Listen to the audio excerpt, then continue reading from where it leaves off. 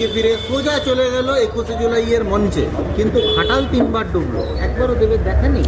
দেখো ভাই, দেব প্রত্যেকবার ইলেকশনে বলে এবারে যদি ঘাটাল সমস্যা সমাধান না করি আমি রাজনীতি ছেড়ে দেবো।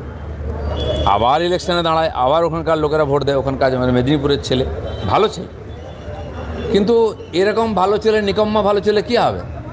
আমার ছেলে সে কোনো কাজে নেই, কার চাপে সে রাজনীতি করছে? কেন বারে বারে দাঁড়িয়ে ঘাটালের লোককে ধোকা দিচ্ছে? ঘাটালের লোক এটুকু দাবি করতে পারে না যে ভাই তুমি আমার বাড়ির ছেলে, আমি বাড়ির থেকে বেরোলে কোমর জলে হাঁটতে হয়, মহিলাদের ভিজে বাচ্চাদের স্কুলে যেতে 6 মাস জলে থাকতে হয়, তোমার কোনো কাজ নেই? রিজাইন করে দেখাও একবার দম থাকলে। মেদিনীপুরের লোকের মেরুদণ্ড থাকে, তারা চামচাগিরি করে না।